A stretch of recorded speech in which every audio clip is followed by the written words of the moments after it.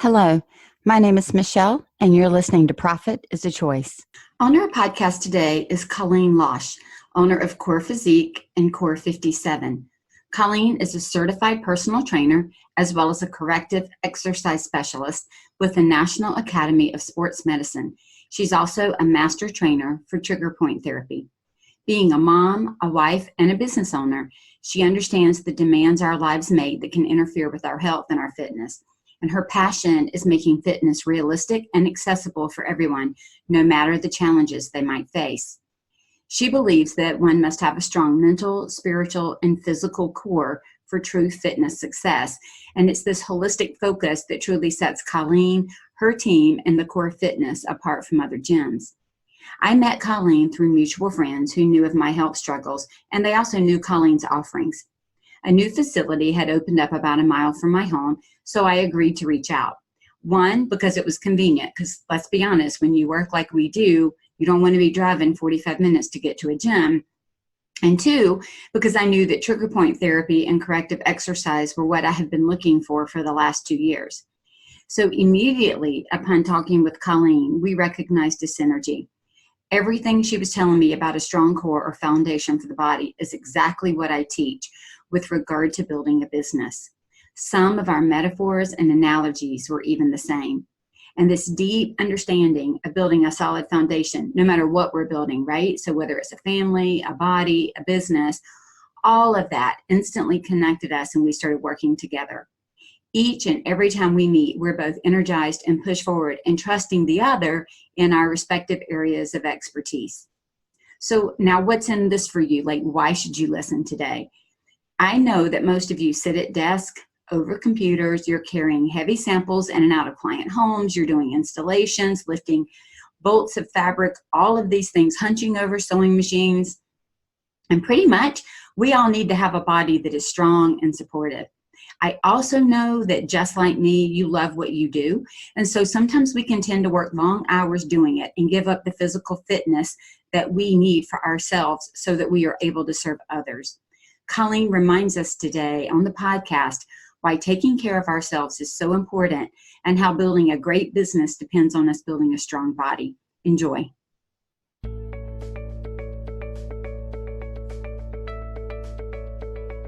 Every day, empowered entrepreneurs are taking ownership of their company financial health and enjoying the rewards of reduced stress and more creativity.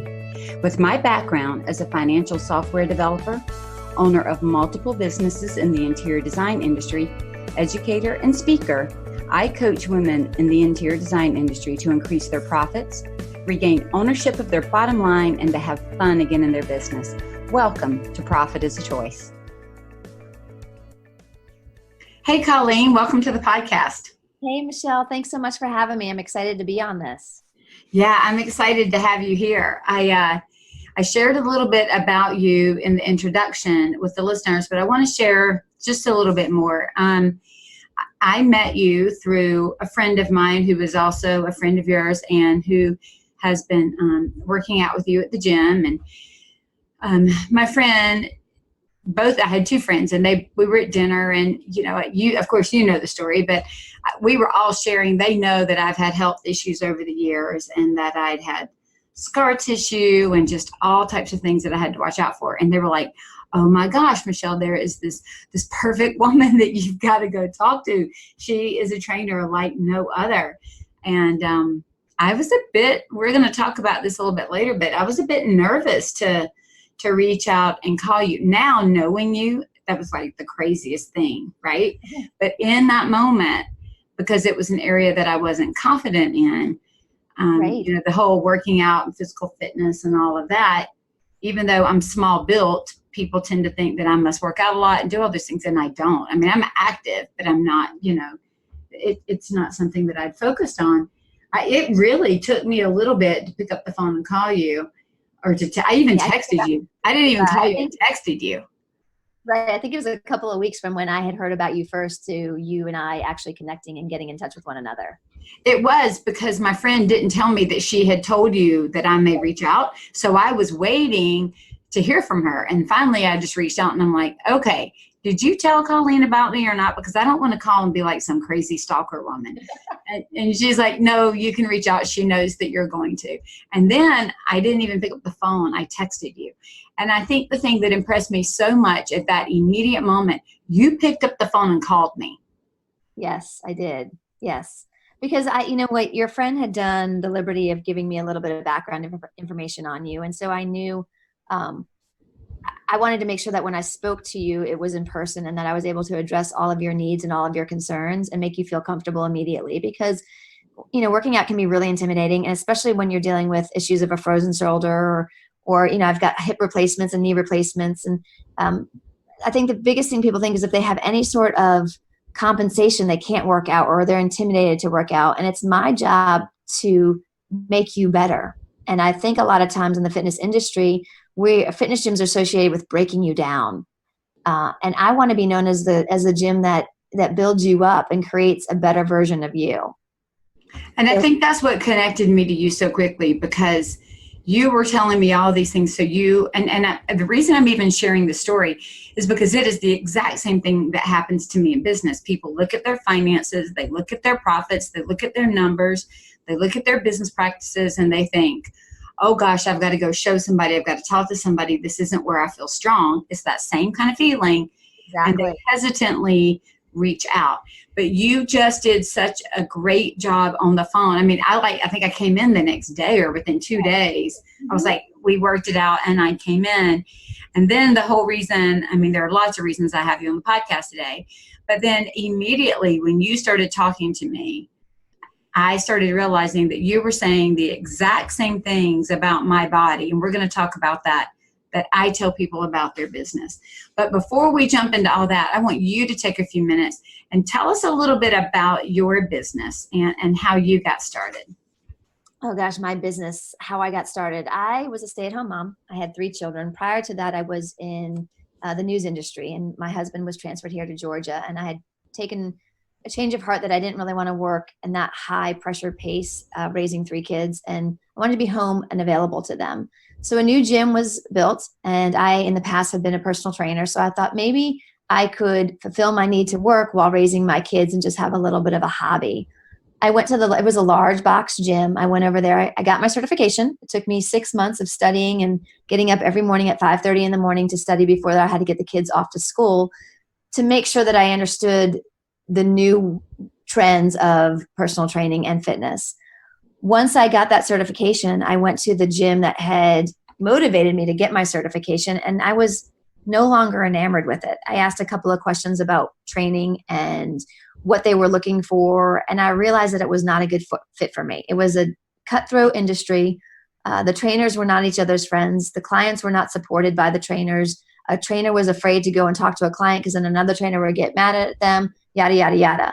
So then I had kind of lost focus for just a little bit. And my neighbor across the street had come to me and said, hey, Kolleen, I know you're certified in personal training. Let me tell you what my needs are. I really want to work out, but I have yet to find a trainer that can handle me. I have really bad knees, like really bad knees. But I'm tired of going to physical therapy and just addressing my knees. I want to address the rest of my body. Can you help me? And oh my goodness, I was like, oh man. So I knew enough to do a movement screen on her through my personal training certification. And I quickly realized that I was not equipped to handle her yet. So then I went on and get my certification as a Corrective Exercise Specialist. And then I asked her to come and visit with me. And I trained her for free in the beginning. I wanted to use the skills that I had learned on her. I didn't want to hurt her, and I did not. I wanted to see if I could make her stronger. I wanted to gain faith in myself and have her gain faith in me. And she did a fabulous job. And that's what motivated me to start looking at fitness differently.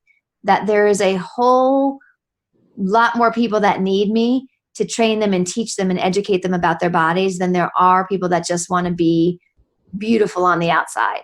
There's a lot of structure that we have to fix on the inside, and a good trainer understands that and will educate themselves and help to stabilize that structure. I always say you build a house. You can't build a house on a weak foundation. You can't build a body on a weak foundation. So I love taking that approach on looking at the foundations, and that's how I got started. And then I took what I knew.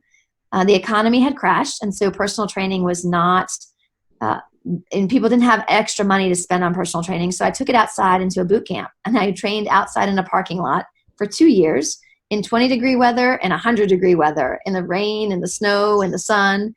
I built my business that way, and then brought it indoors 2 years later to Core Physique. And then fast forward 8 years after that, and we moved to our second location. We have Core Physique and Core 57. So that's how I got started. Wow. And, I think that's interesting because that's the way a lot in the interior design industry gets started. We start off doing certain things in our own home, designing our own spaces or making our own window treatments. I mean, that's the way my first business started. And somebody said, hey, that's so great. Can you do that for me? Or don't you know this? Can't you help me? And so it's just, I think that's interesting to see that it goes across other industries as well. Exactly. You also mentioned becoming a corrective exercise specialist. Can you tell us a little more about what that is? Because that was a different term for me. It was exactly what I was looking for when I talked to you.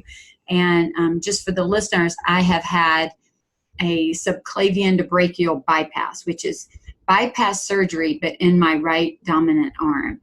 And so they had to take a vein out of my leg, turn it around, make it an artery. They went in my neck and out my arm to rebuild the blood flow to my right arm. And so with that means I have a lot of scar tissue. I've got nerve damage. I've had frozen shoulders with diabetes. So and then I've also just messed up my shoulders from years of doing window treatments and installations and holding things over my head and pulling heavy bolts of fabric or digging screws and nails and staples out of boards to recover chairs or cornices or whatever. And so my upper body has taken a huge beating over the years. And so with that, they were trying to avoid surgery. I had frozen shoulder, couldn't move it, could barely use my right arm.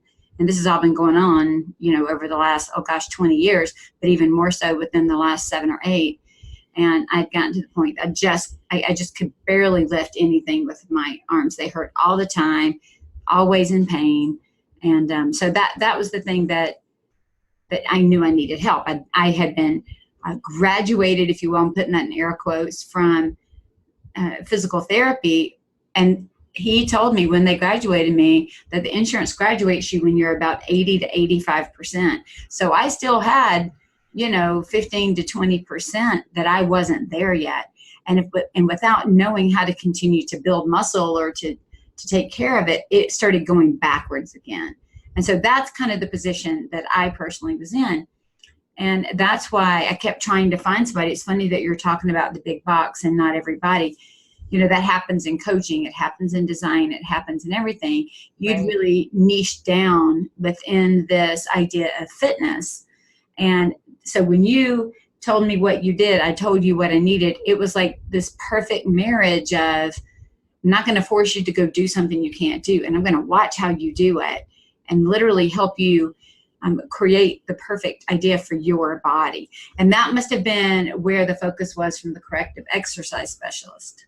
Right. And the corrective exercise specialist, what I like to say is it bridges the gap between a physical therapist and a personal trainer. I am not a physical therapist. I'm post-physical therapy, but I have to have an understanding of the body on how I can take you from an injury and make you healthy. So we look at, as a corrective exercise specialist, we look at movements of the body. Where do we see compensations? Where do we need to open up with maybe some rolling or send you to a therapist? I still believe in using your, high level therapist and your physical therapist, massage therapy, but then being able to take my knowledge and making you stronger so that you can still do the tasks of everyday life.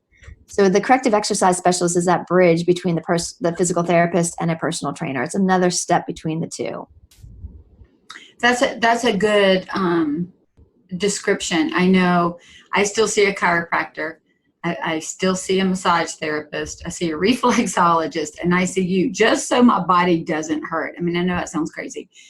Thankfully, the physical therapy is on the shelf for right now. But even when I went to the massage therapist the last time, Kolleen, I think I even told you this, as she was working out the muscles in my neck and in my shoulder and in my back, which hurts so much all the time for me, she said to me, I can tell you've been working out. Your muscles are stronger. And I was like, yeah, that was pretty cool. Yeah, and that makes me smile because that's what we're doing, right? We're focusing on the posterior chain, the back of the body. And too often as trainers, we focus on push-ups and chest press, and we don't pay enough attention to what's going on in the body. And that's an area that we need to really focus on more. And we're seeing it happen more and more. I had a girl come into my office yesterday who was 14 years old and was in chronic pain in her neck and shoulders. And when I did a movement screen on her, technology has taken over her life that she is lacking muscles in her back to support her head. So it's, even though she doesn't have all the issues that you had, she's 14, and if I don't help her now, she's going to be facing some pretty heavy issues as she ages. And we're seeing it happen at such a young age that there's such an importance to understanding corrective exercise, and trainers really need to have more tools in their toolbox to be able to help their clients.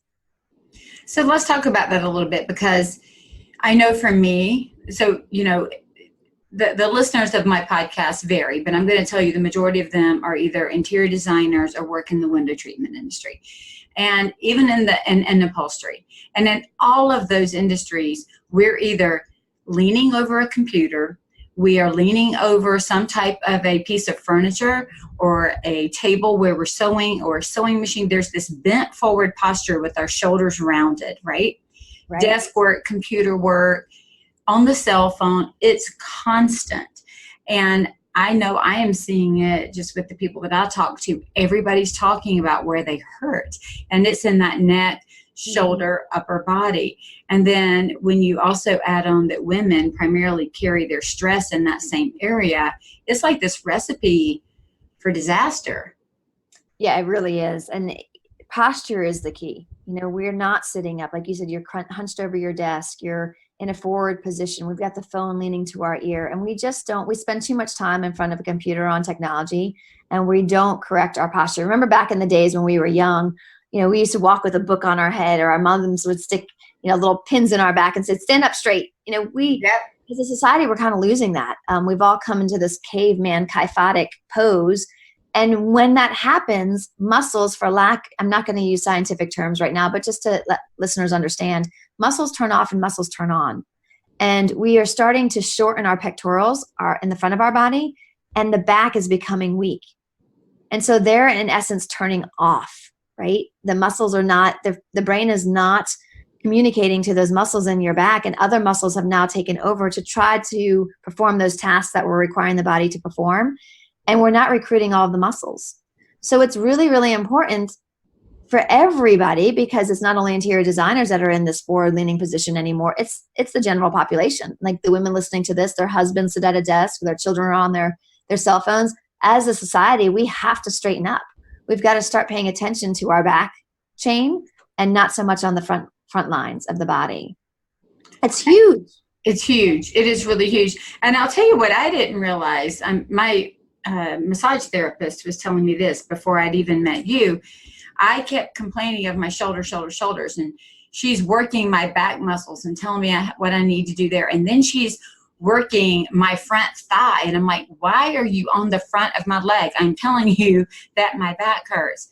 And that's when she started talking to me about compensation and shortening of the muscles in the front and needing to lengthen the muscles in my back, and how some of my issues in my lower back were from a different part of my body. And I even remember specifically saying to you a week or two ago, something on the top of my back hurts. And you went down and made me roll out on a trigger point ball down around the back shoulder blade. And I'm like, that's not where I hurt, Kolleen. And you're like, Michelle, trust me, roll back here and it's going to release, up at the top. So I don't even think we realize that the muscle that's hurting may not even, I won't even say muscle, the location where we're hurting may not even be where it all stems from. Exactly. And we always say, the victim always cries out, but the criminal never does. Where your pain is, that's the victim. There's a criminal somewhere in your body that we need to release and find. And oftentimes it is. Your therapist was exactly right. We have tight hip flexors and we have tight pecs. And all of that, it's all connected. One area is connected to the other area, and we could have a bad ankle. I mean, it's all connected. We have to look at the body holistically. We can't just look at it in pieces, because if we have a tight neck, it may mean that we've got a tight hip. So if your right side of your neck is tight, your left hip may be off, that it's making your body having to compensate. And so then you're holding that stress on the right part of your neck. it's all connected. It's all really important to understand, because having a little bit of an understanding helps you even figure out how to make your body better, how to make you stronger. I remember the first time I came in, you did the movement assessment that you've mentioned, and you could immediately start to see how my body moved, what was tight, what wasn't, where I compensated. And we went down, and I even remember starting to, you wanted me to do some trigger point rolling before we started to kind of loosen up those muscles. I remember almost being in tears. It hurt so badly. It was almost like the muscles in my legs and my pecs, they were so sore. They were so tight that it was painful. I mean, it was like they were bruised almost. They were doing all the work for your body, right? That your brain was communicating to those muscles, and they were doing all the work. So they were tired. Well, they definitely were overworking, no doubt about that, because I've heard. And then now it's been interesting after working out with you for almost 3 months. I can come in and sometimes I can roll and it hurts, and sometimes like that didn't hurt at all. And I'm starting to see a difference in how I stand and how I feel and where I hurt. And then even now, coming off of a travel schedule, I can feel my body hurting again because I've been sitting on planes and standing up too long, just using my body in a very different way. Yeah, we have to move our body. The fascia. So what we're actually doing when we're rolling is we're addressing the fascia, which is connective tissue. And I always try to tell people it's like a spider web. We want the fascia in our bodies to be beautiful and unorganized. And when we get a bug that flies into that spider web, i.e. fascia, then the whole spider web has to compensate to try to maintain the integrity of that spider web. It's the same with our bodies. We get these adhesions from repetitive motions, and sitting too long can be that. Being on your computers too long. If you're sewing, sitting at a sewing machine, all of that sitting is not normal for a body. It has become normal for our society now, but it's not what the body was intended to do. We are movers. The body was supposed to be hunters and gatherers and farmers and cleaners, and it's supposed to move from the time the sun comes up to the time the sun goes to bed. And I want that to resonate with the listeners, because I want to think about, how often do you move throughout the day? Are you moving your body all day long, or are you getting up, having your coffee, going to your desk, maybe using the restroom once or twice throughout the day? But we sit more than we ever have, and it's really bad. And that's what's causing the body to break down and to hurt more than it ever has before. And from there, it makes exercising intimidating. If you already hurt, why are you going to go to the gym? Right, so you can hurt more. Right. I remember us having a conversation, because we are still trying to be really careful with my body to keep everything in the right place. I had said to you, hey, can I start adding in some, cardio when I'm not with you? And at the time you said no. And I said, oh gosh, I just really wanted to start walking. You're like, Michelle, that's not cardio, that's moving. And right. You got my attention. I mean, that got my attention, that we have almost gotten to the point that just generalized walking, we consider that some wild form of exercise. Yeah, I know. When it's moving. It's just moving. It's what we're made to do. Yes. And we should be moving. And, I love that in the last couple of years, they've come out with the, Fitbit. When the Fitbit came out, they came out with the 10,000 steps, right? And it's kind of funny. And I don't know why they picked 10,000, but, I think it's a good number. But it's funny how many people cannot seem to get 10,000 steps in their day, in their daily routine, where we should honestly be getting between 10 to 15,000 steps a day without even thinking about it. And we're having my clients have to think about, how are they going to get their 10,000 steps? And I'm like, guys, this is just what is expected of you every day. This should not be a challenge. Get up, get moving. It is a challenge, though. I mean, I was certainly able to do it for those who, like me, went to market recently. That was an easy way to get in, because you're walking all day long. And 10,000 steps equates to roughly 5 miles, right? I think that's what I saw it was. 5 to 6 miles it does, yes. Yeah. And it is, I'll be honest, for me, it has to be a plan. I have to plan to do it, because otherwise it doesn't get done. I sit primarily coaching and educating and responding to emails, and it is a good 8 hours of my day. So I have to force myself to get up and actively move to create that. And speaking of that, you have built your company on 5 pillars and 7 foundations. Tell us what the 5 pillars of your business are, and then let's talk about the foundations. And I just want to say the reason that we're having such an in-depth conversation about this is because when we talk about profitability of our companies are as profitable as our bodies are profitable. So if our bodies are breaking down and hurting, we're not working at our highest level. We're not producing at our highest level. And even when Kolleen and I met, she mentioned it a minute ago, talking about building on a strong foundation. We build our bodies on a foundation. And if you've heard me say it, we build our business on a foundation. So she and I saw so eye to eye on all of that I had nowhere to go but to trust her with everything that she was telling me for my body. And that's the same thing that I do in business, right? I'm like, trust me, we got to firm up the foundation before we keep building. Absolutely. And so tell us about the 5 pillars, Kolleen. Okay, so the 5 is the 5 steps to success. We start with the assessment, Michelle, like I did with you. Like you came into my office and I did the movement screen on you and I talked to you about your body. So that's my assessment. From the assessment, we talk about goal setting. What do you want to accomplish by being in here with me? And what are your goals? Because that's going to be really important to me, how I'm going to structure your day. And by I mean your day, it's not necessarily going to be with me every single day. And you and I have talked about what you should be doing when you're not with me. Right. From the goal setting is the program design. The program design is both inside and outside of the gym. Implementation is number 4. How are we going to implement this? What are you and I going to do together? What are you going to do in order to reach those goals? And then number 5 is growth. You come back in, we reassess, and we make sure that we're hitting on all 5 of these steps to be able to make you hit to those goals, which is number 2. So that's kind of our feeling of the 5 steps of success, that we need to hit all of these steps in order to make you successful inside and outside of the gym. How do people usually react when you describe that to them? I think it's different for them. I think the challenge that we have, we all have challenges. And since we're talking about businesses, we talk about, gosh, what are our challenges in getting new customers and new clients? And for me, the challenge has been is I'm different. My business is different.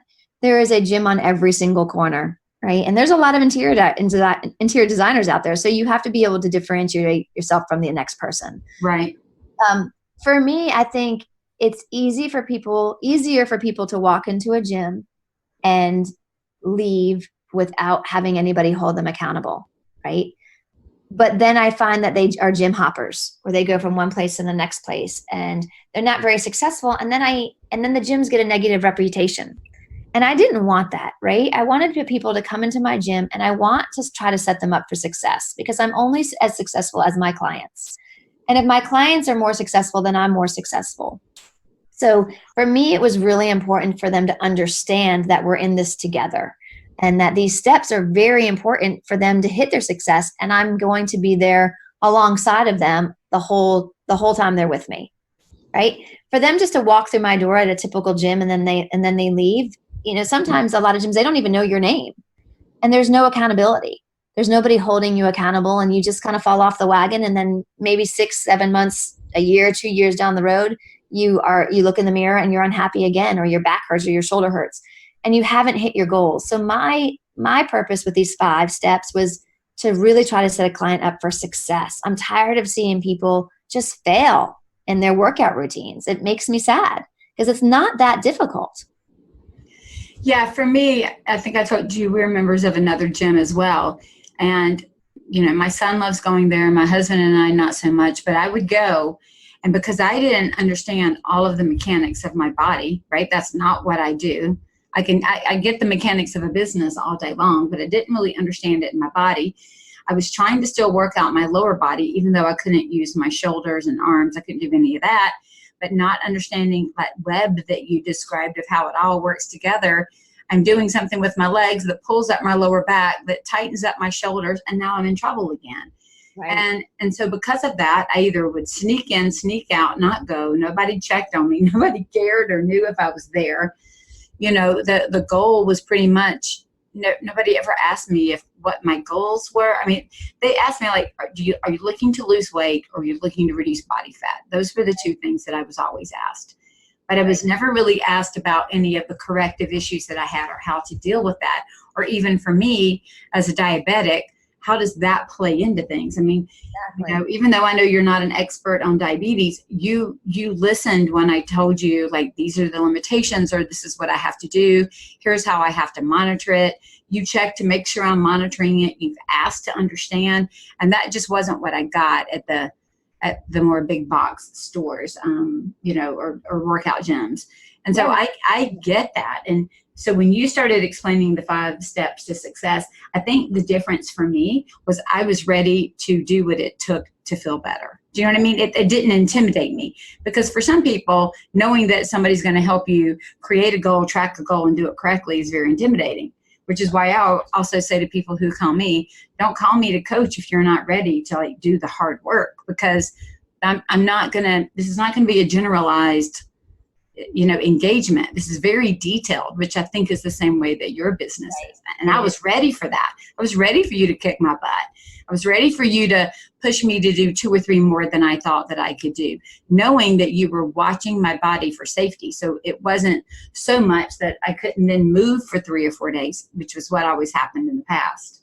Right. Yeah, exactly. And for me, the reason why I'm so passionate about what I do, this may be a little bit of a tangent, but we can have several businesses, and we want all of our businesses to be successful, but we have one body. We're given one body. That's it in life. And we have, we can get second and third chances to take care of this body, but there's only a few chances before the body is going to give out on you, and you're not going to be able to do anything. And I think, I'm in my mid 40s, and I've been an athlete my entire life, and I love to move. But that's not the population that I love to work with. The population that I love to work with is the people that I just see them struggling a little bit, but I just can't say it enough. You're given one body. You take better care of your houses and your cars than you do of your body. Why is that? You're not going to get another one. You don't get a second body. We can't leave this body behind and go get a new one. And so for me, I just really want to empower people to take care of it and to understand it, because once your body breaks down, if you don't have your health, you don't have anything. Right. Our businesses suffer, our homes suffer, relationships, everything.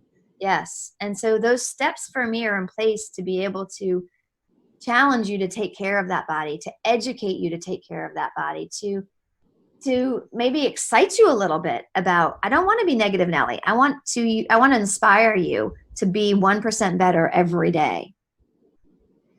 Well, you certainly inspire me, because I keep coming back. Because I didn't, I wouldn't have kept coming. Yes. I even told you I wrote a newsletter article and 2 blog posts just comparing working on our businesses and taking care of them and working on the foundation and all the things that need to be done, the same way that you have inspired me to work on my body and to, it's interesting. The things that intimidated me before, I don't feel intimidated by now. I feel like they're starting to become mine, that I'm starting to own the movements that I can do and the strength that I'm building. And am I where I want to be ultimately? No. But like with anything, sometimes it's the long game. It's not the short game. It is the long game. Absolutely. Yeah. And that's important. So you also have, Kolleen, 7 foundations, and those have been really good reminders for me to stop and think about. And I know even in your gyms, you kind of promote one a month that you really are pushing. You get everybody to kind of do that one great habit for a month. And I love that, because for anybody, it is so hard to start a new habit, whether it's managing your money, doing your financials, working out, drinking water, getting in those 10,000 steps, whatever it is. It's hard to do like 10 of them at one time. But if we can do one and gain some level of mastery, it's easier to add the second. And so I really love the approach that you're taking with that. Can you share a little bit about the 7 foundations that you have for your company? I think I'm more passionate about the 7 sometimes than I am about the 5. When I was looking at opening up my second location, I wanted to look at what Core Physique did well and how could we brand that a little bit better. And I think as you'll get to hear this podcast, you'll understand that I'm not necessarily about just coming into my gym. It's about connecting with you and helping you to change your lifestyle. And so I really wanted to develop a brand that got people talking and got people thinking, so that when they were not necessarily in my 4 walls, they were still thinking about me and they were still wanting to be better and wanting to better themselves. And so we came up with very simple, and it's things that we should be doing every day. but talking about it more. And so number one is hydration. How well are you hydrating your body? It's not necessarily about the water that you're putting in, but also about electrolytes. Are you eating clean greens? Because that's a form of hydration as well, right? So I want you to be well hydrated.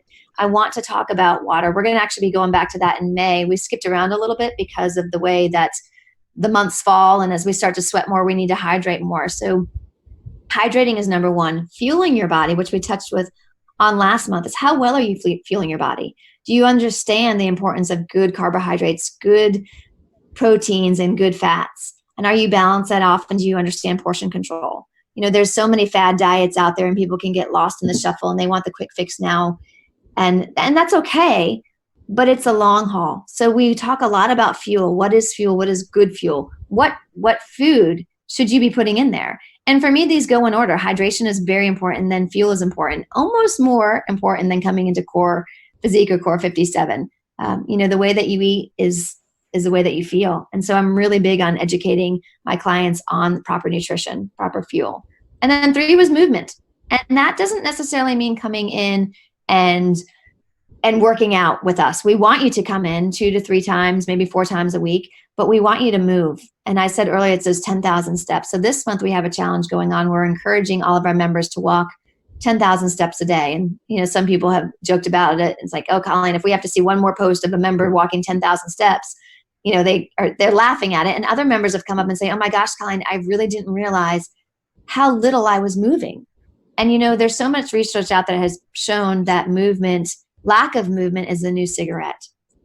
And so you blew me away when you said that, but I get it. It's because we are sitting still. Nobody's telling us how horribly it's breaking down our body. It's changing the structure of our musculature.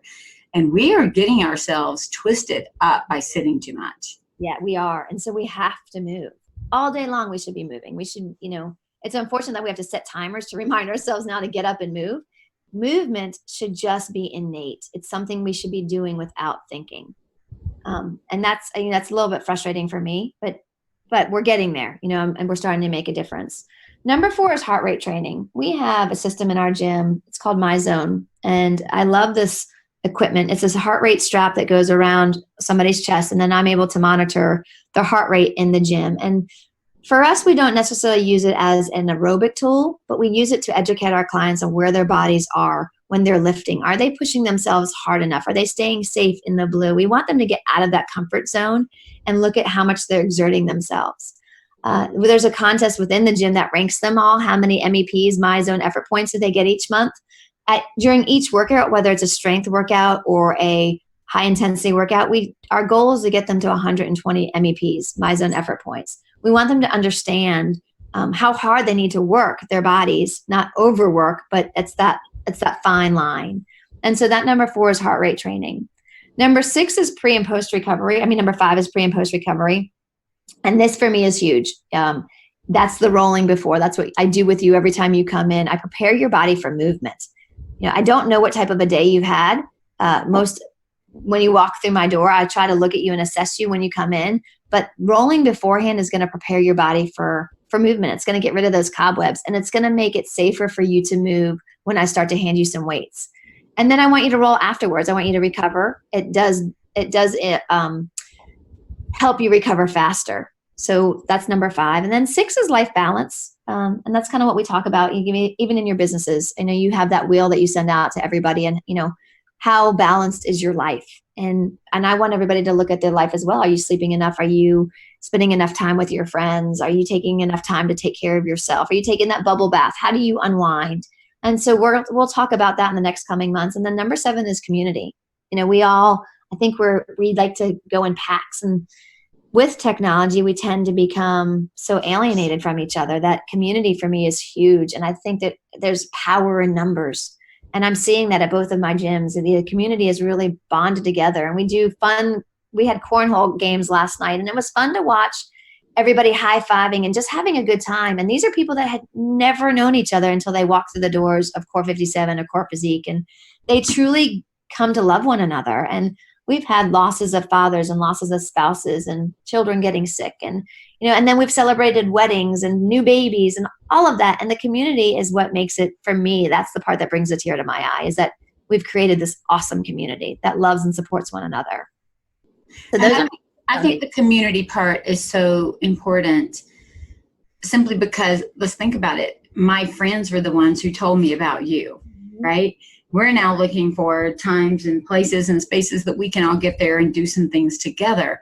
I love how your gyms also work in the community that we live in, and involved in out meeting people and helping people and just having times for us to come together. Because I'll tell you, like I said, it was very intimidating for me to step foot in a gym knowing that my body was not functioning properly, that I'm starting off with 2-pound weights.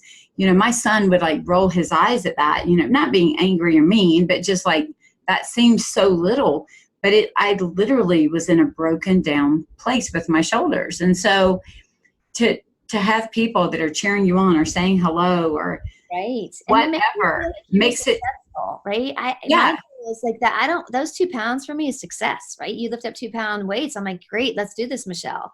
Like it's not about how much weight you're lifting. It's about what can you do that day. And when you leave, do you feel better than when you walked in my door? And if the answer is yes, then I've done my job. And so I want to make you feel better at the end of I want you tired. And you may not be happy with me because you're so tired, but you'll feel better. Yeah, I did want to, smack at you a little bit there.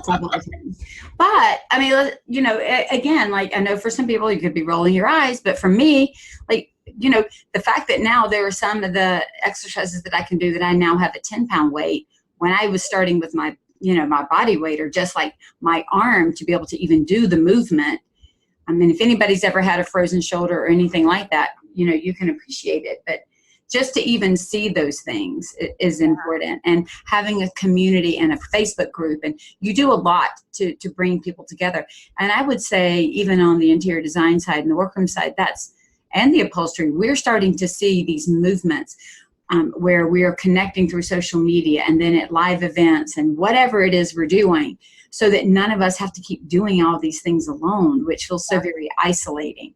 And so I love how you're building that same type of idea, but around our bodies and our health. Mm-hmm. It's so important. It's so fun. So when you see business owners, you're a business owner, so you have the same stresses that we all do, right? Yes. You even mentioned a little bit of, marketing. You are very niche related in the fitness community. Some of us are very niche related in our own businesses, bringing in the right people, connecting them, onboarding them, keeping them engaged and involved, cash flow, all these other pieces. So you understand business ownership because you have 2 different locations and staff and everything else. What is it that you see? Is it the shoulders and the back, or what is it that you see when you see other business owners come into the gym that is like one of the areas that they need the most help with? Oh, man. Because I think stress relief, forget if there's a part of your body that's acting inappropriately like mine, but sometimes it's just this overall stress reduction that we need. So it's that I think is a fairly easy question for me to answer, because I have a lot of very successful business owners that do come into my gym. And so it is easy for me to relate to them because I'm doing what they're doing, right? So I see weakness in muscle strength. I see stress from the work and the amount of responsibilities they have. And then I see them not breathing properly. So we've tried to set up a structure where we hit on all of that. Like we want them to do a semi-private session so that we can just focus on their strength and their form, right? A lot of people will say, if you look at the industry, and we all have listened to the gurus in our industry and like, oh, you need to do these HIIT classes. And then other people say, oh, you don't need to be doing HIIT classes because there's too much stress on your body. And I'm like, okay, great. The HIIT classes are where I find that my high stress level individuals are able to unwind. They're sweating, they're breathing heavy. They let the crap go outside the doors. They come in, we have loud music going on. And although I know HIIT is not great for them every day, I know that mentally they need it 1 or 2 days a week to be able to stay engaged in their businesses. So my HIIT classes are more for the mind, right? My strength classes are more for the body, where we're focusing on that post and pre-recovery and that strength component, that corrective exercise. And then we do have active recovery, and that's kind of a combination of all of it. I bring the mind and the body together, and we want to work on all of that. So that's why I've designed what I've designed, because these people do come in. They need the mind release as much as they need the body release. I agree with that. I think that's what walking also does for me. If I can just go out and walk. Sometimes I put my earphones in, but I don't even turn music on. And I do it to get the neighbors not to talk to me. Yes. Because it looks like I'm busy.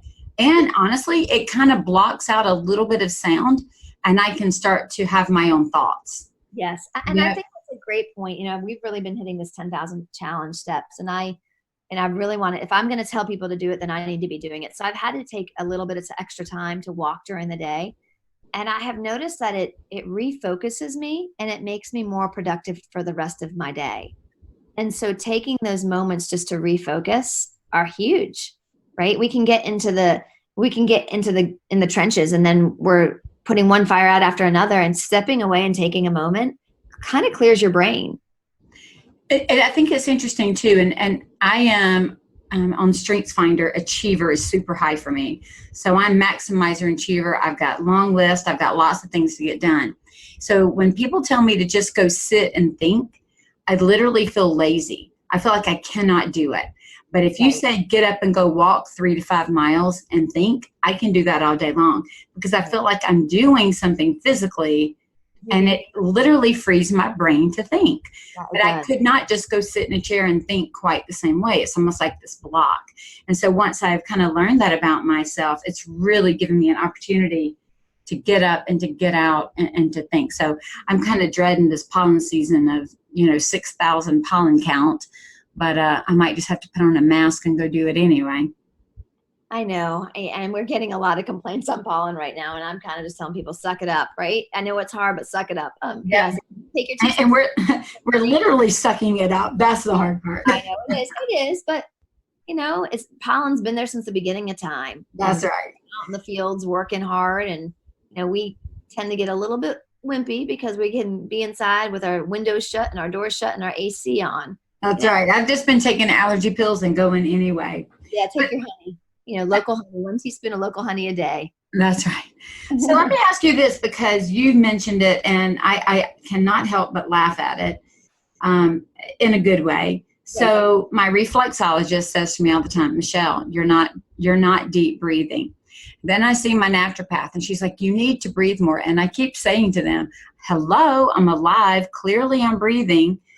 And then I remember you saying to me, you need to breathe deeply. So talk to us about breathing, because I know we're supposed to breathe deep. I know how to breathe deep in yoga, but I admit that probably when I'm in a very stressful, very busy day, I'm just breathing to go, not breathing to really refresh my body. So can you share a little bit about breathing and how to tell if we're actually breathing deeply or not, so that we don't all get told to keep breathing?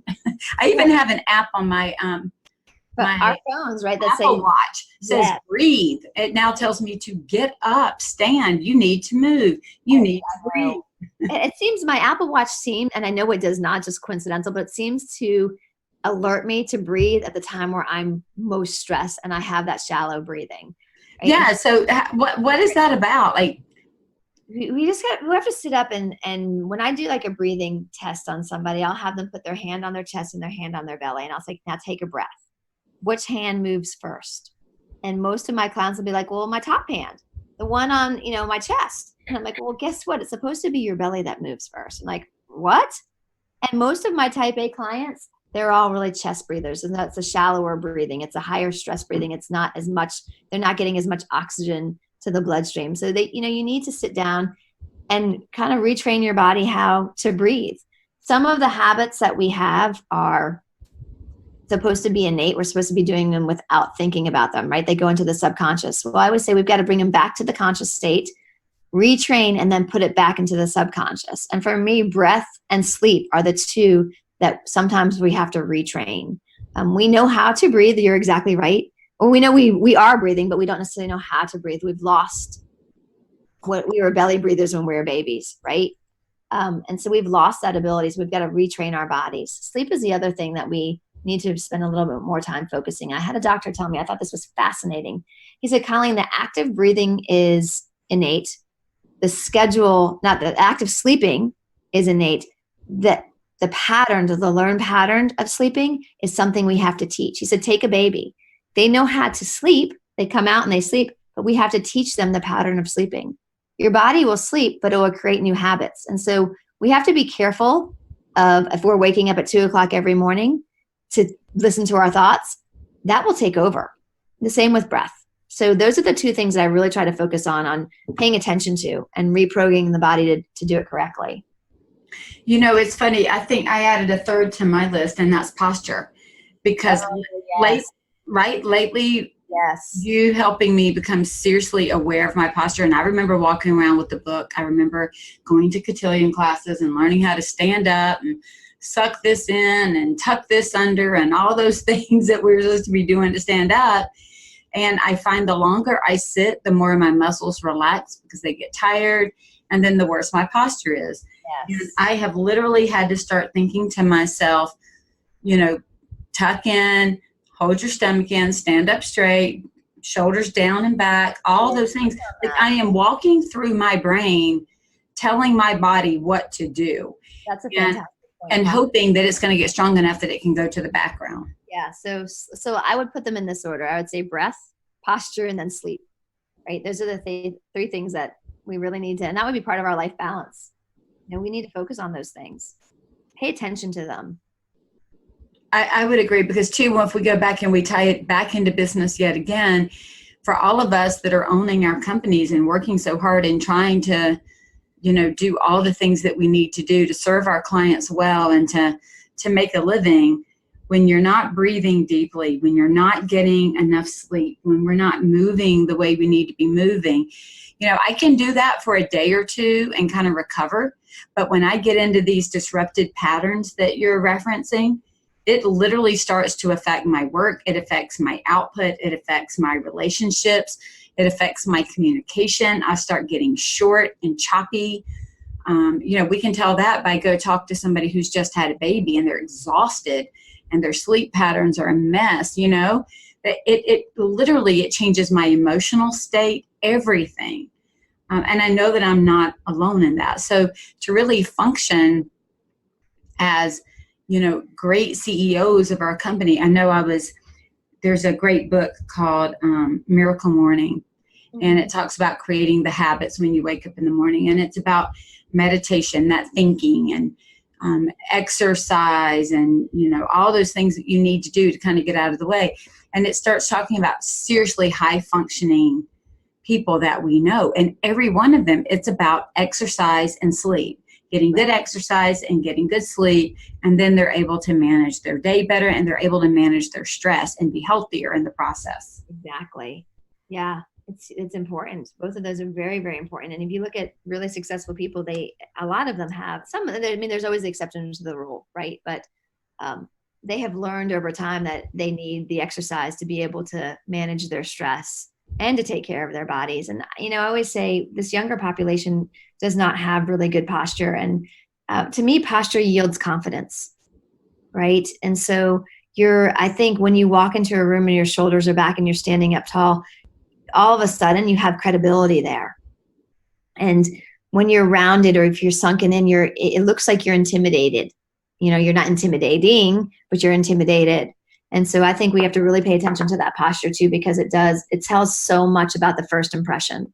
And that in business is very important. What is the first impression of you and of your trainers and your staff, whoever it may be? Posture is huge. Oh, I totally agree with that. And, people always are asking me about confidence in their pricing and confidence in their business and confidence in the sales process. And it literally comes from even just feeling good about yourself, feeling good about what you have on, how you carry yourself, how you feel in your body that day. Right. It all goes together. So from that first handshake on, right, it can set the tone for how the rest of the meeting is going to go. Oh, for sure. For sure. So Kolleen, you and I have also talked about this in general, and I struggled with it too.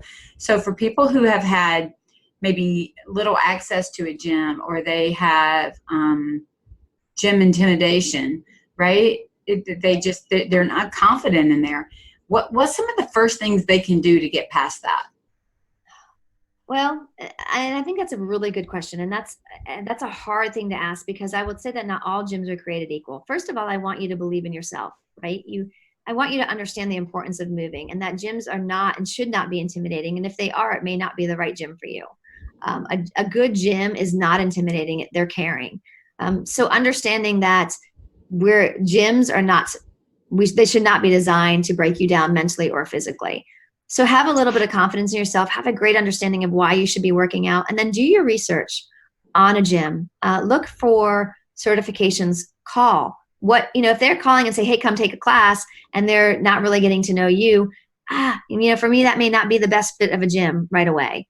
You want to look for a gym that says, hey, come on in. We have this free assessment. A lot of people think that free assessment is a sales tool, right? And they all of a sudden, they get like porcupine on me. Like, I don't want to come in. I just want to know your prices. Well, I don't really want to tell you my prices. And it's not necessarily because I want to give you the hard sale. It's because I want to see if we're a good fit for you. I want to ask you good questions. And so find a gym that takes the time to ask the questions, and don't automatically assume it's because they want to do a high pressure sales on you. If they do, that's a red flag, get out. Right. And then see if they have good certified trainers.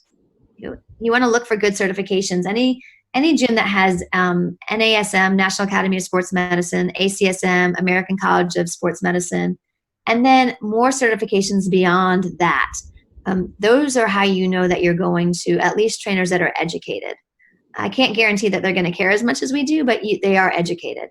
Those certifications are not easy to get, and there is a lot of knowledge into those certs. I've spent a lot of time on that. So don't be intimidated. It is intimidating. And here's what people say, well, I've got to get in shape before I come to you. Well, no, that's my job. That's why I go to you, Michelle. It's like, I got to get my business in shape before I ask you for advice.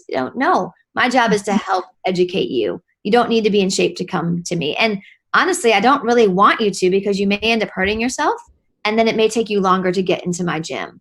So just check your ego out the door and be a little bit, that's the word that I'm looking for. I can't think of the term that I'm looking for, but just be a little bit of accepting of the process. Right. Open maybe to how it's going to work out.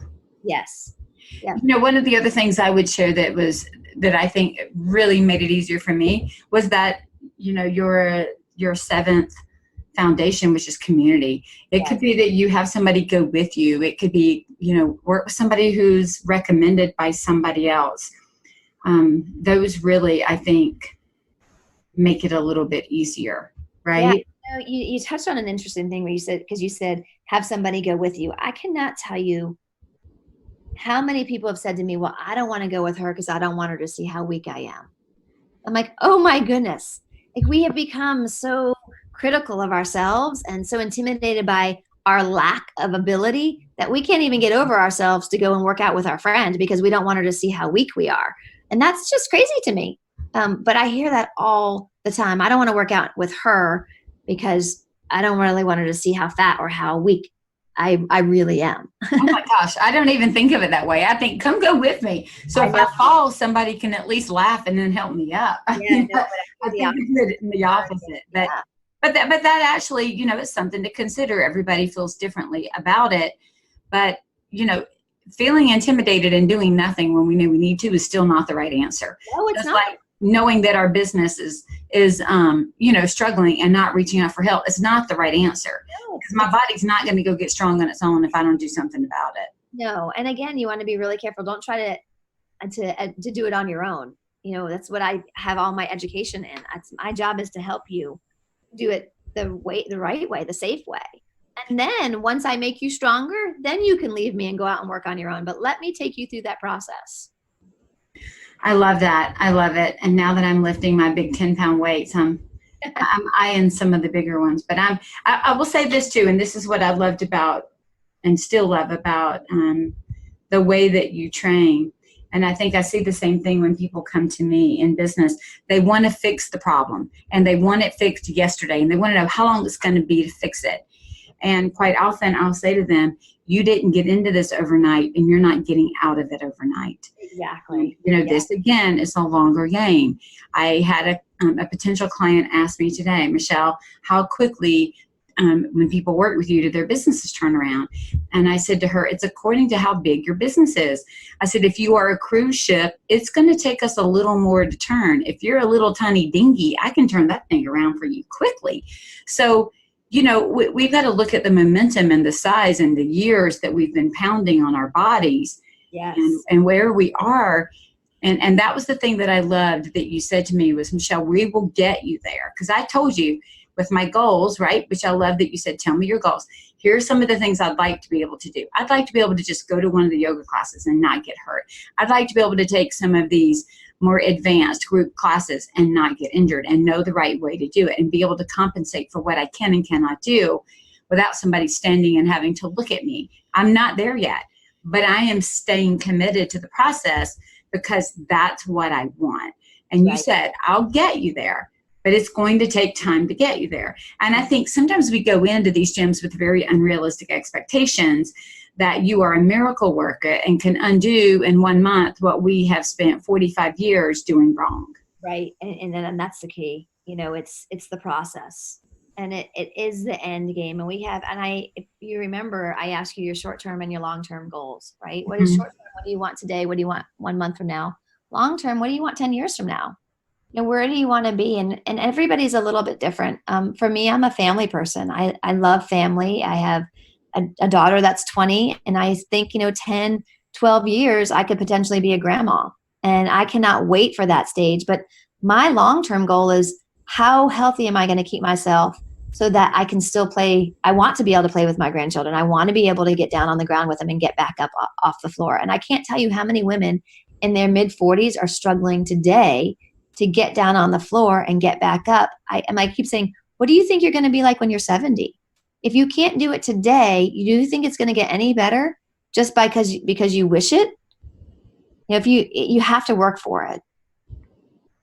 Yeah, we talked about, I've used this before, and I'd heard it from someone. It said, especially as a business owner, to get to the top, you have to take the stairs. There's not an elevator. Right. And I would say the same is true for our body. To get the body that we want, we got to take the stairs. There's not an elevator. We can't sit here, hunch over our desk or our sewing machines or carrying all these heavy sample books and have terrible posture and then hope that we're going to feel great and have this excellent business on the other side of that. I know, right. And I think for me, a little bit different, I guess a little bit, I don't know how to say this, is with businesses, we tend to take the stairs. We tend to put a goal with business, and we see a revenue dollar, or we see where we want to be, or we know how many locations we want to open, but we don't put our bodies at the same top of that building. Mm-hmm. Right? It's very difficult to get somebody to want to take the stairs to change their body.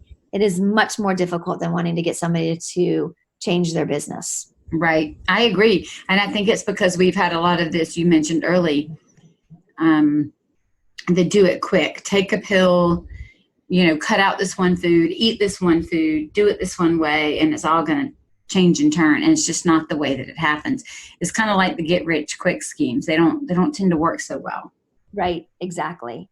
And I have worked recently the second location at Core 57. It's more empty nesters over there now. And we're having some men that were very successful men come into our doors, and they're in bad shape. They're in really bad shape. And I want to say to them, gosh, you worked your whole life for what? Because now you don't have your health.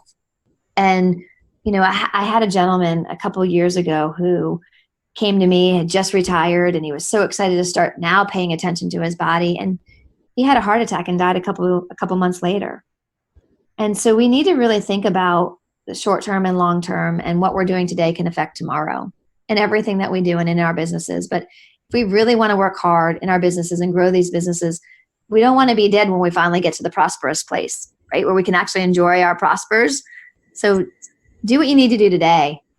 Make it a priority. Oh, I totally agree. Totally agree.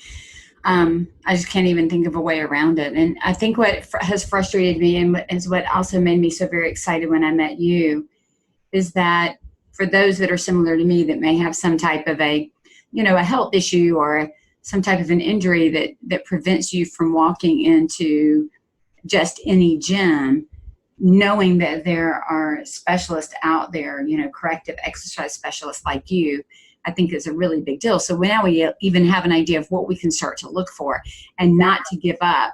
I had almost given up. I've looked for years. I'd almost just given up and assumed that I just was, going to struggle. And now I don't feel that way anymore. So yay for me. Yes, I'm so proud of you. You've come so far and you're so excited and you're always such a joy to work with. And I love it. I look forward to every time we have a session together. Thank you. Thank you. So Kolleen, tell us, what's one of the next big profit goals in your business?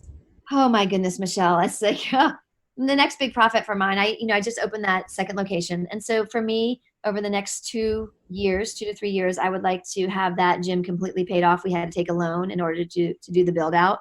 So I want to have that loan gone. And I want, it's not about as much. I think I'm a little bit different. It's not about the profitability necessarily. Is it just changing people's lives? So I do want to be profitable. I want to get the loans. I want it to be debt free. And I'd like to be making a little bit of money. Yeah. And you know what? The profitability comes when you change people's life, the profitability comes. Yeah. And so I do know that with it being a brand new location, there's this, we got to get people in the door. And the more people we get in the door, the more lives you change, the more profitable you become. I didn't have to take a loan for my first one. I was able to do the build out on my own. This is the first time I've had to have a business in debt. So my first short-term goal is to get it out of debt. It was a necessary debt, but it's still a debt. Right. And the good thing is I know that you're working with somebody who can help you do that. I know a great person that's going to help me.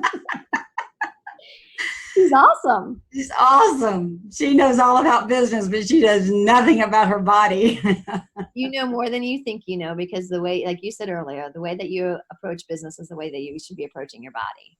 Well, I'm learning. I'm certainly learning, and I'm becoming more and more and more aware. And that's what I think we all have to do, whether it's our business, our body, or any other goal that we've set. It's that creating that awareness, creating that buy-in, that decision that says, even when it's hard, I'm going to keep going. Exactly. And that's what I love about the way that your gym also works, is that there's this cheering on from the community as well as from the staff. And so I told you the other day, where it started in January, I was very intimidated to walk in. Now I'm just like, how many times a week can I show up and not have you go, Michelle, that's enough, go home. So I think I'm coming along in that regard.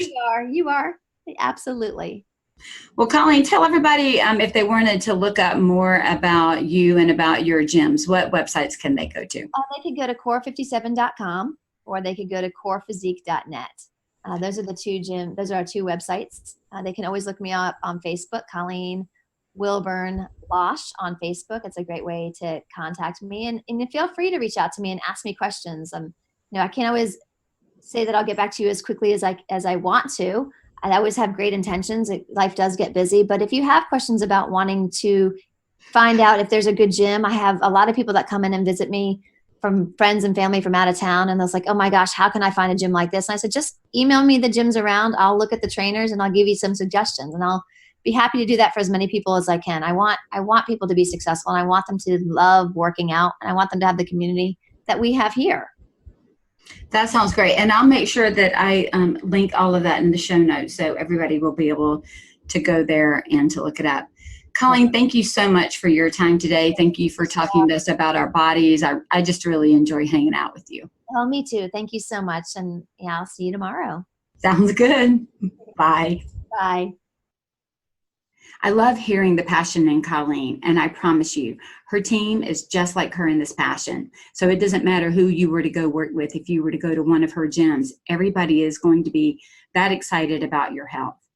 And so if you're looking to add some core fitness to your life, find a gym or a trainer or an exercise program that makes you feel strong and works with you. Please take the time to build a body and fuel it appropriately so that it serves you as you serve others.